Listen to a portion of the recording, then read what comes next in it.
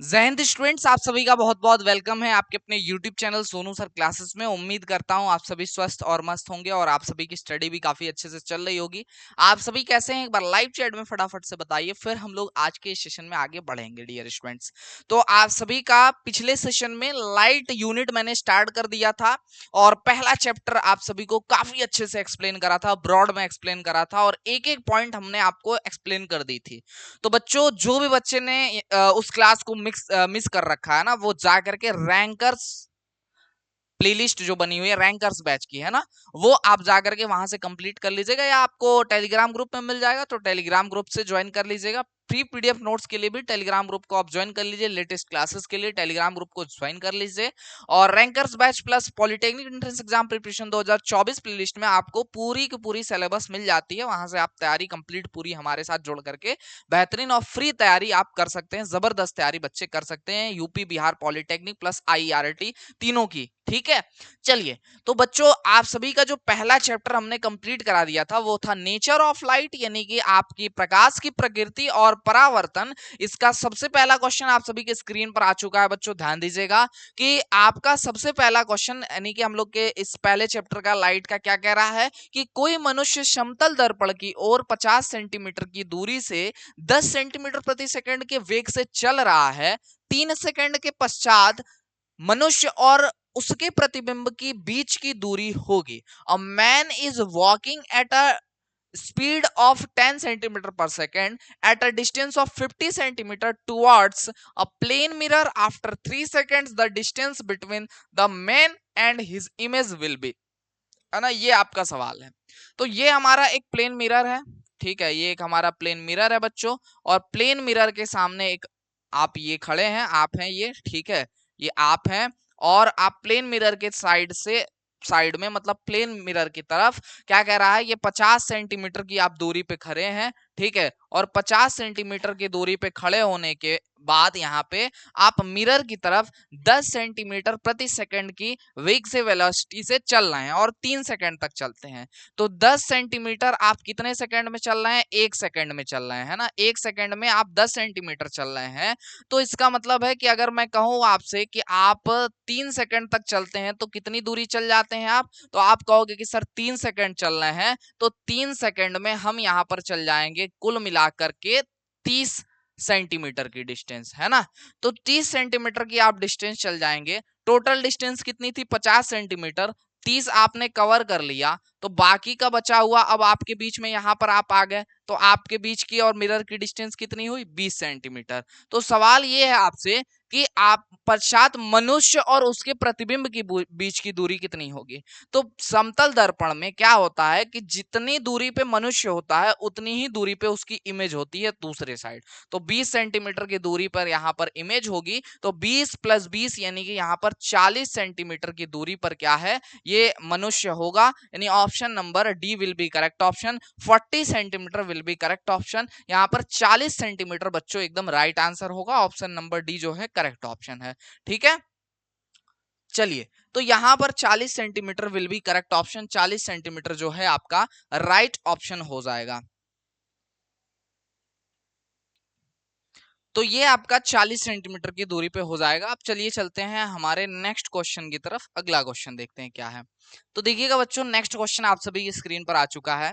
कह रहा है यदि समतल दर्पण को 10 डिग्री घुमा दिया जाए तो परावर्तित किरण घूमेगी। If a plane mirror is rotated by 30 degree the reflected ray will rotate. तो रिफ्लेक्टेड रे जो है वो कितना घूम जाएगी आपसे पूछ रहा है। तो याद रखिए, अगर आप किसी भी प्लेन मिरर को 10 डिग्री मतलब कि थीटा डिग्री अगर घुमाते हैं तो उसका परावर्तित किरण जो होगा ना बच्चों, जो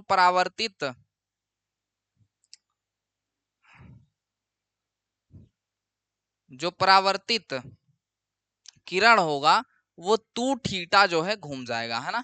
तो अगर आप किसी प्लेन मिरर को थीटा घुमा रहे हैं तो उसका जो परावर्तित किरण होगा वो 2 थीटा घूम जाएगा। यानी 2 इंटू 10 डिग्री मीन्स आपका 20 डिग्री जो है वो आपकी परावर्तित किरण घूम जाएगी। Option number A will be correct option. चलो अगला सवाल, नेक्स्ट क्वेश्चन। कह रहा है कि एक समतल दर्पण क्षैतिज से 30 डिग्री का कोण बना रहा है।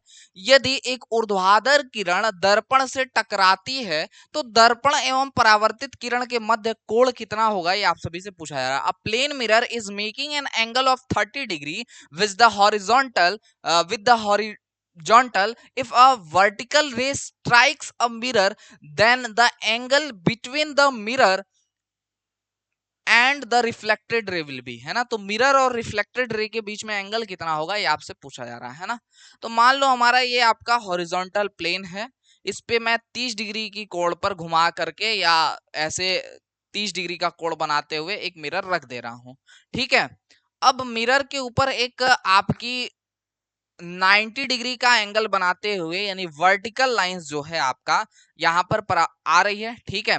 वर्टिकल एंगल बनाते हुए आ रही है, तो ये आपका क्या है, ये आपका मिरर है ना, ये मिरर है आपका, ठीक है।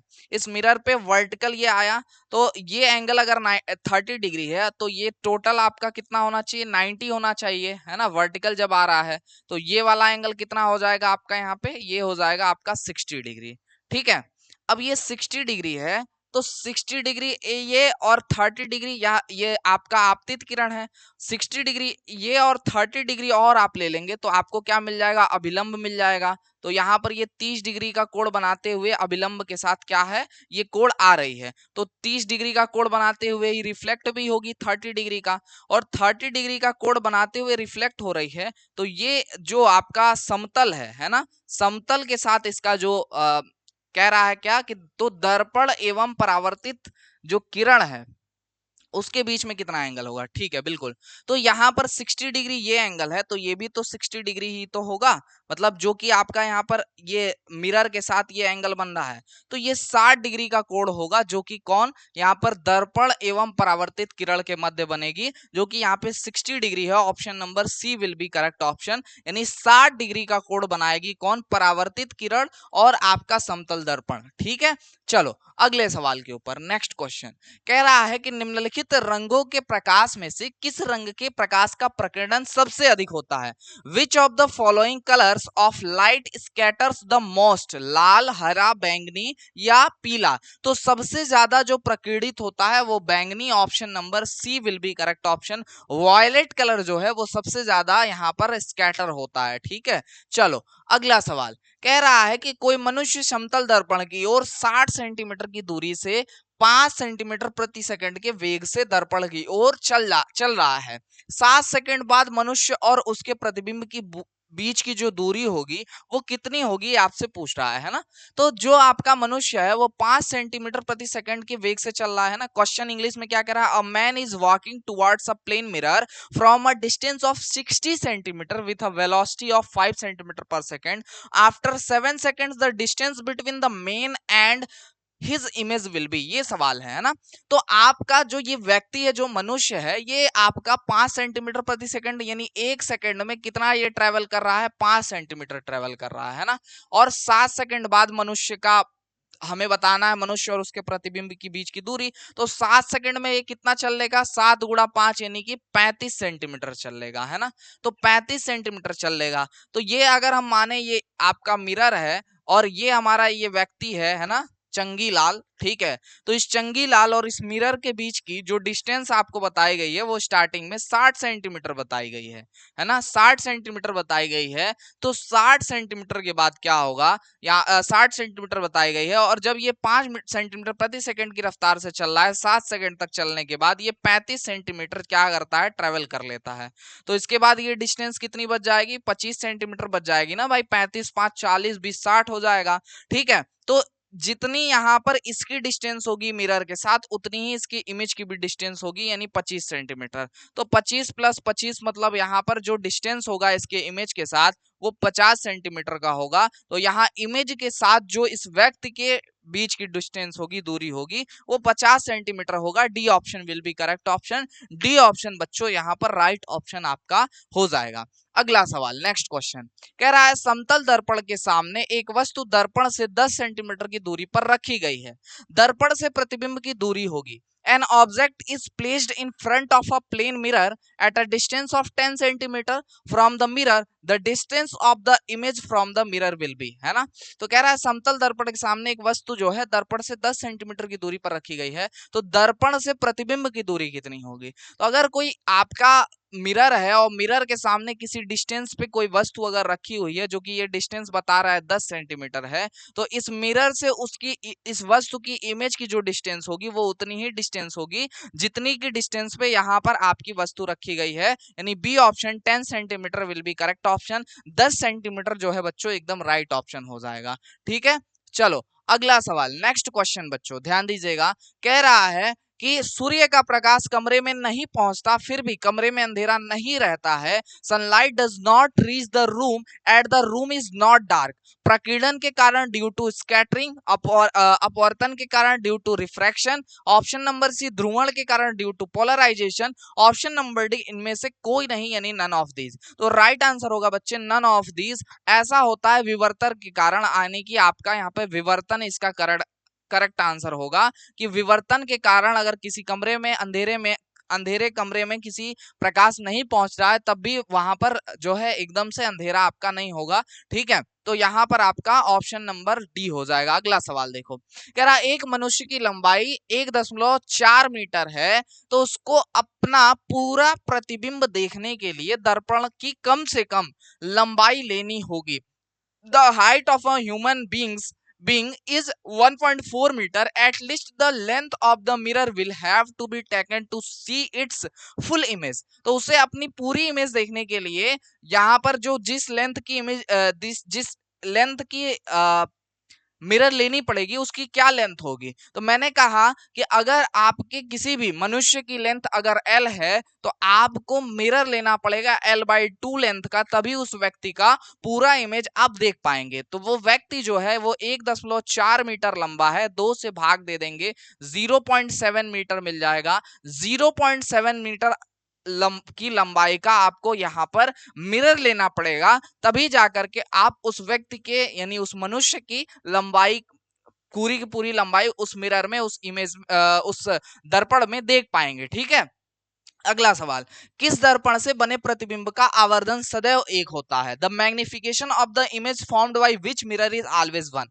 उत्तल का यानी कॉन्वेक्स का, अवतल का कॉन्केव का, समतल का इवन का, समतल का यानी कि आपका ये प्लेन का है ना, प्लेन हो जाएगा ये प्लेन मिरर का। ठीक है, और ऑप्शन नंबर डी प्रत्येक में। तो राइट आंसर होगा प्लेन में, यानी प्लेन मिरर जो होगा उसका आवर्धन क्षमता यानी मैग्निफिकेशन पावर जो मैग्निफिकेशन जो होती है वो आपका सदैव एक होती है, वन होती है। अगला सवाल, नेक्स्ट क्वेश्चन। अगला सवाल कह रहा है किसी वस्तु के प्रदीप्त होने का पता लगाया जा सकता है। The illumination of an object can be detected. Option number A वस्तु को गर्म करके by heating the object, option number B वस्तु पर पॉलिश करके by polishing the object, C option वस्तु को अंधकार में रखकर कीपिंग थिंग्स इन डार्क, या ऑप्शन नंबर डी प्रकाशमान वस्तु की सहायता से with the help of a luminous object. तो किसी वस्तु जो खुद लाइट उत्पन्न कर रही है उसका कैसे पता लगाया जा सकता है। उसको बंद कमरे में जब रखा जाएगा, भाई पिछले क्लास में मैंने बताया था बंद कमरे जो कि अंधेरे अंधेरे कमरे में अगर आप डार्क में अगर आप रखोगे तो वो लाइट आपको उसकी दिखाई देगी। ऐसे आप पता कर सकते हो कि वो इल्यूमिनेटेड बॉडी है। यानी कि यहाँ पर राइट आंसर होगा वस्तु को अंधकार में रखकर keeping things in the dark. Option number C will be correct option. अगला सवाल देखो, नेक्स्ट क्वेश्चन कह रहा है कि किसी मोटे समतल दर्पण के सामने कोई प्रदीप्त वस्तु रखी है तो परावर्तन, if an illuminated object is placed in front of a thick plane mirror then the reflection, ऊपर वाले तल से होगा will be from the upper level, केवल नीचे वाले तल से होगा only from bottom level, C option दोनों तलों के बीच कई बार होगा will occur several times between the two floor, option number D उपरोक्त में से कोई नहीं नाइदर ऑफ द अबव। तो किसी मोटे समतल दर्पण के सामने कोई प्रदीप्त वस्तु रखी जाती है तो परावर्तन दोनों तलों के बीच कई बार होगा, C option will be correct option. ठीक है, अगला सवाल, नेक्स्ट क्वेश्चन कह रहा है कि एक व्यक्ति समतल दर्पण के सामने 3 मीटर की दूरी पर खड़ा है। व्यक्ति से प्रतिबिंब के मध्य की दूरी का मान क्या होगा, ये आपसे पूछा जा रहा है। A person is standing in front of a plane mirror at a distance of 3 metre, the value of distance between the image and the person will be, है ना। तो किसी यहाँ पर आपका मिरर है और मिरर के सामने कोई व्यक्ति जो है वो 3 मीटर की दूरी पर एक चंगी लाल जो है यहाँ पे खड़ा है। ये चंगी लाल जब 3 मीटर की दूरी पे खड़ा है तो इसकी इमेज इससे कितनी दूरी पर बनेगा, तो इस मिरर से तो ये जो इमेज बन रही है वो 3 मीटर की ही दूरी पे इस चंगी लाल की बनेगी, है ना।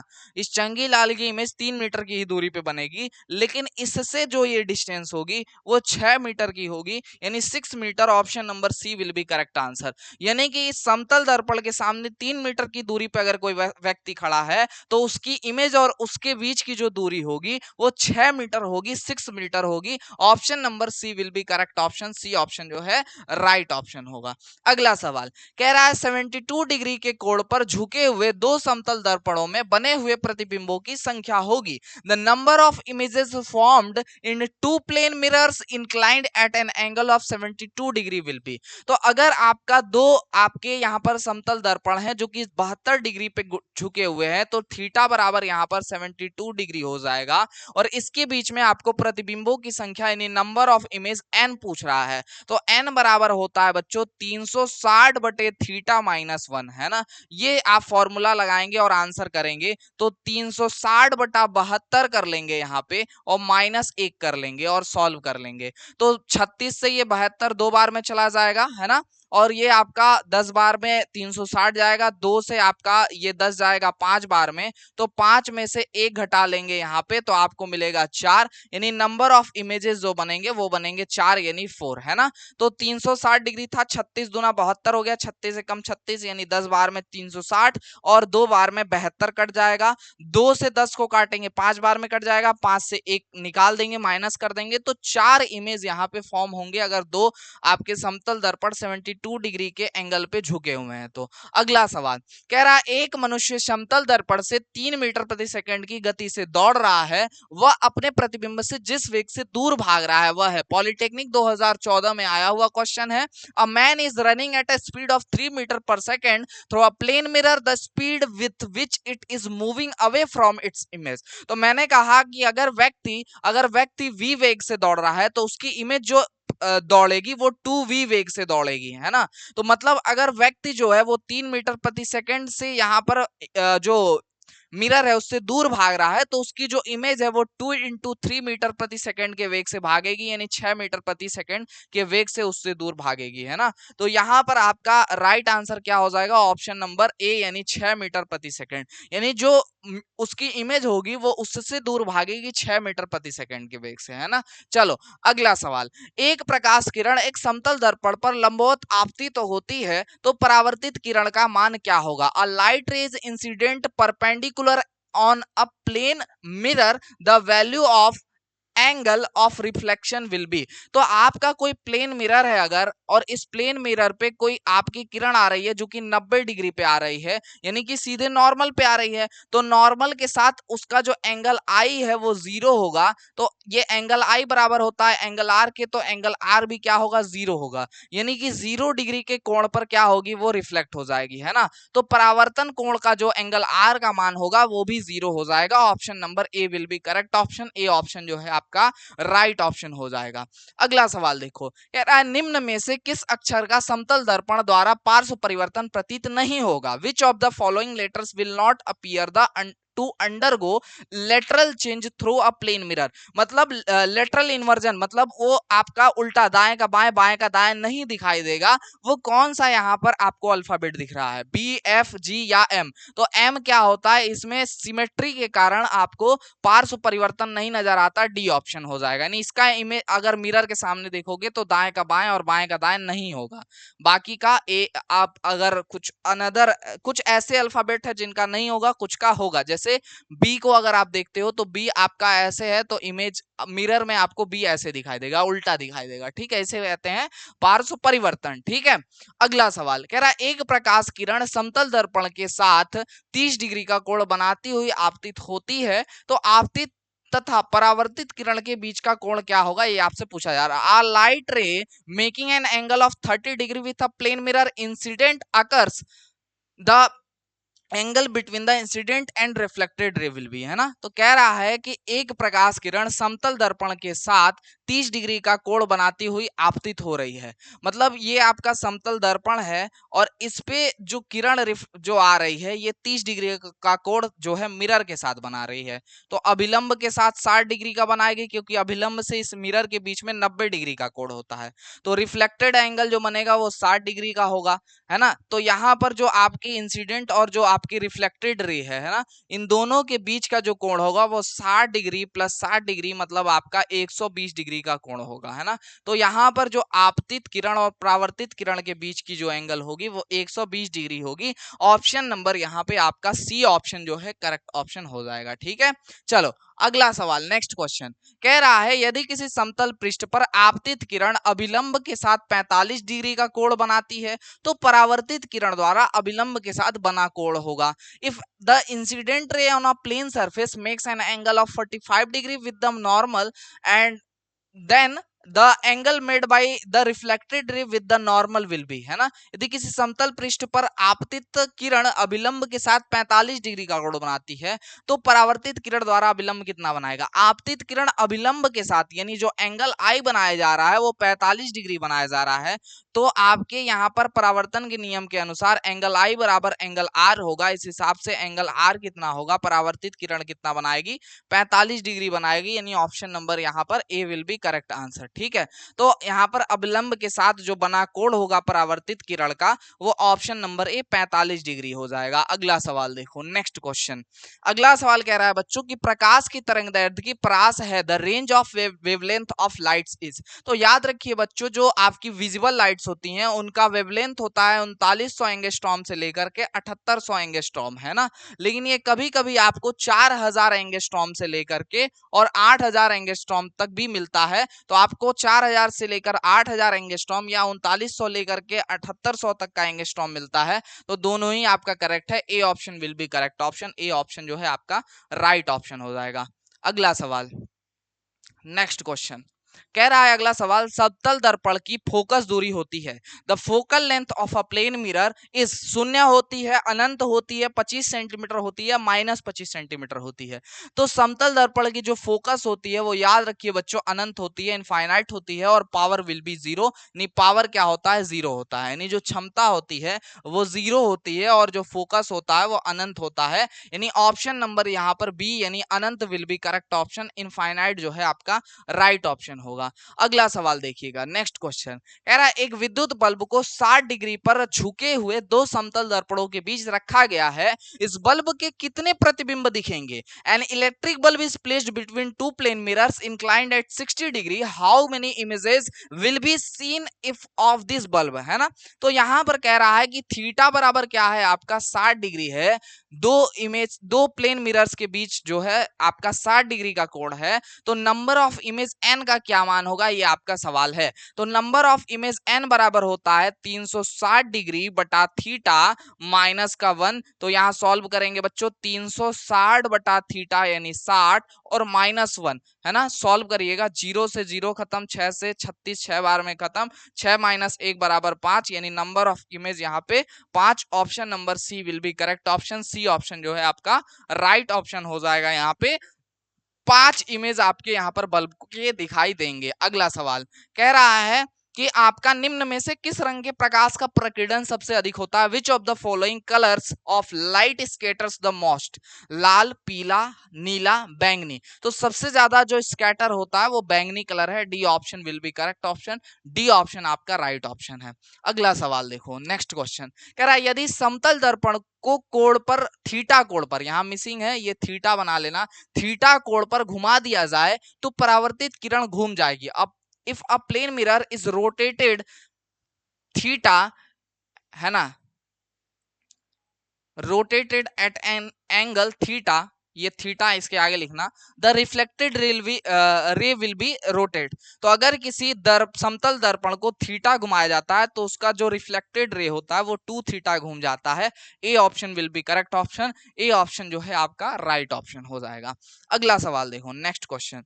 कह रहा है कि परिदृश्य प्रकाश के लिए तरंग दैर्ध्य का परास है, रेंज है। पॉलिटेक्निक 2016 में आया हुआ क्वेश्चन है। The range of wavelength of landscape lights, है ना, लैंडस्केप या परिदृश्य या विजिबल लाइट्स आप लिख लो, ठीक है, ठीक है, विजिबल लाइट्स कर लो, है ना। चलो, तो विजिबल लाइट्स आप लिख सकते हो। आप तो परिदृश्य प्रकाश के लिए तरंग दैर्ध्य का प्रकाश परास यानी कि विजिबल लाइट्स आप कह सकते हो उसे, ठीक है। तो मैंने अभी बताया कि आपको या तो 3900 एंगस्ट्रॉम से लेकर के आपको 7800 एंगस्ट्रॉम, या तो 4000 एंगस्ट्रॉम से लेकर के आपको यहाँ पर 8000 एंगस्ट्रॉम तक अगर यहाँ पर मिल जाता है तो ये दोनों ही आपके सही होंगे, 4000 से 8000 एंगस्ट्रॉम। यानी option number C will be correct option. C option बच्चों यहाँ पे राइट ऑप्शन हो जाएगा, ठीक है। तो इसी के साथ आपके जो मोस्ट इंपॉर्टेंट क्वेश्चंस थे नेचर ऑफ लाइट से रिलेटेड और आपका यहाँ पर रिफ्लेक्शन से रिलेटेड, वो सारे हमने सॉल्व कर लिए हैं बच्चों। तो जो भी बच्चे फुल कोर्स के साथ जुड़ना चाहते हैं वो सोनू सर क्लासेस ऐप को डाउनलोड कर लीजिएगा, जहां पर आपको हर क्लास की पीडीएफ नोट्स मिल जाती हैं, साथ में जो भी क्लासेस होती हैं उनकी रिटन सॉल्यूशन वाली पीडीएफ प्लस आपको ब्लैंक पीडीएफ प्रैक्टिस के लिए मिल जाती है बच्चे। पिछले 10 साल का original question paper Uttar Pradesh, Bihar और आपका आईआरटी का मिल जाता है, उत्तर प्रदेश पॉलिटेक्निक, बिहार पॉलिटेक्निक और आईआरटी का, ये तीनों का ही मिल जाता है। प्लस आपको 90 के 90 चैप्टर का रिकॉर्डेड पूरी क्लास मिल जाती है, प्लस लाइव क्लासेस साथ में चल रही हैं, तो आप लाइव प्लस रिकॉर्डेड क्लास का यहाँ पर लाभ उठा पाते हैं बच्चे। तो यहाँ पर आप लोग इस तरीके से बहुत ही तेजी से कम टाइम में बेहतरीन और जबरदस्त तैयारी बच्चे कर सकते हैं। तो अब आपका ये जो आपको टाइम टेबल मिल रहा है अब और जो डेट्स आपके एग्जाम के दिए गए हैं इसमें कोई अब परिवर्तन नहीं होगा, ऑन टाइम आपके एग्जाम होंगे। मान के चलिए कि लगभग 2 महीने के पास आसपास आपके पास समय है, तो अगर आप अभी से भी तैयारी करना स्टार्ट करेंगे तो बहुत बेहतरीन और जबरदस्त आप लोग परफॉर्मेंस कर सकते हैं। लेकिन उसके लिए पूरा सबसे पहले सिलेबस रिवाइज कर लीजिए, वो आपके ऊपर डिपेंड करता है कि आप कितनी जल्दी कर सकते हैं। आप 10 दिन, 20 दिन, 25 दिन भी कर सकते हैं, 1 महीने में भी कर सकते हैं, है ना।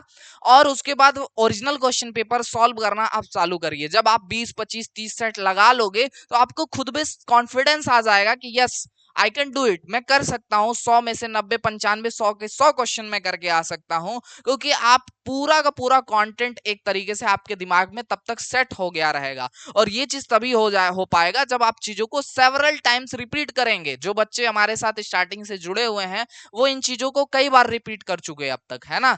तो आप लोग भी कर सकते हो ऐसा, और इसके लिए रैंकर्स बैच को ज्वाइन कर लीजिए, सोनू सर क्लासेस ऐप को डाउनलोड कर लीजिए। और कोर्स ज्वाइन करने में कोई भी दिक्कत, कोई प्रॉब्लम आती है आपको तो 9076929784 इस व्हाट्सएप नंबर पे 24/7 कभी भी आप मैसेज डाल सकते हैं, आपकी निश्चित तौर पे सहायता की जाएगी बच्चों। साथ में जो बच्चे डायरेक्ट सेकंड ईयर के थ्रू लेटरल एंट्री के थ्रू एडमिशन लेना चाहते हैं वो यूपी पॉलिटेक्निक में के ग्रुप का फॉर्म भरते हैं, K1, K2, K3, K4, K5 में। इनमें टेक्निकल क्वेश्चंस आपके आते हैं 60 क्वेश्चन, जो कि आपके रिलेवेंट ट्रेड से होते हैं, उनकी तैयारी भी आप कर सकते हैं। K1 ग्रुप से लेकर K5 तक के बच्चे, यानी कि जो बच्चे सिविल में, इलेक्ट्रिकल में, इलेक्ट्रॉनिक्स में, मैकेनिकल में, CSIT में फॉर्म भर रहे हैं डायरेक्ट सेकंड ईयर में एडमिशन के लिए, वो हमारे ग्रुप के कोर्स से जुड़ करके बेहतरीन तैयारी कर सकते हैं। 100% सफलता की गारंटी होगी। वहां पर आपको मिल जाता है जो ट्रेड की क्लासेस हैं वो आपको मिल जाएंगी, प्लस आपको उनकी पीडीएफ नोट्स मिल जाएंगी, प्लस मोस्ट इंपॉर्टेंट क्वेश्चंस की पीडीएफ मिल जाती है, और प्लस पीसीएम की रिकॉर्डेड प्लस लाइव क्लासेस आपको मिल जाती हैं। ये सारी चीजें हमारे एप्लीकेशन के ऊपर मिलती हैं। तो अभी डाउनलोड करिए सोनू सर क्लासेस और वहां पर ग्रुप के का कोर्स ज्वाइन करिए। साथ में उत्तराखंड पॉलिटेक्निक के बच्चे भी जो पारस्परिक प्रवेश लेना चाहते हैं, लेटरल एंट्री लेना चाहते हैं, उनके लिए भी यही सेम ग्रुप के का कोर्स ही रहेगा। तो बच्चों आप इस व्हाट्सएप नंबर पे संपर्क कर सकते हैं अगर आपको कोर्स ज्वाइन करने में कोई भी दिक्कत आती है, ऐप से रिलेटेड कोई भी प्रॉब्लम आती है तो। और आज के सेशन में बस इतना ही रखेंगे, मिलेंगे किसी अन्य वीडियो लाइव सेशन के साथ। तब तक के लिए जय हिंद, वंदे मातरम। आप सभी स्वस्थ रहें, मस्त रहें।